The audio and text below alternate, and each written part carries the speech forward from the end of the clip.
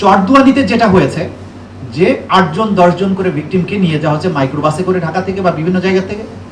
ওইখানকার rapid action ব্যাটালিয়নের local যে unit আছে র্যাব 8 তাদেরকে বলা হয়েছে তো আমাদের এতজন লোক আসবে, তোমরা খাবার রাখবে এবং এতজন ভিকটিম থাকবে, কি কি জিনিস বাজার করতে হবে সাক্ষীরা এসে কোর্টে বলছে।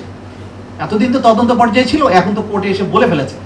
বলা হতো এতগুলো বস্তা লাগবে, সিমেন্টের বস্তা, এত ফিট রশি লাগবে, তারপরে ট্রলার কয়টা লাগবে সেগুলো বলা হতো। মানে হচ্ছে এই রশি এবং সিমেন্ট কিসের জন্য লাগবে এখন আন্দাজ করেন আপনারা।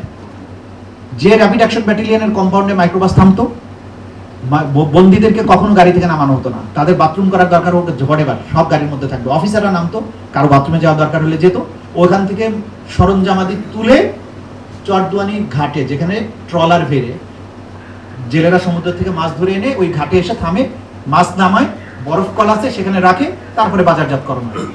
যেদিন র্যাপিড অ্যাকশন ব্যাটালিয়ন অভিযানে যাবে বা জিয়াউল হাসানের বাহিনী যাবে, সেদিন বাজারে এসে র্যাবের পক্ষ থেকে বলে দেওয়া হতো যে রাত 9টার পরে আজকে বাজার বন্ধ।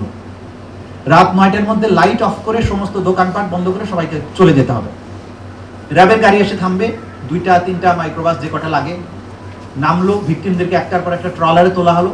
ট্রলারে তোলার পরে চরদুয়ানির খাল বেয়ে বলেশ্বর নদীতে গিয়ে পড়লো। বলেশ্বর নদীর থেকে সমুদ্রের মোহনার দিকে যেত।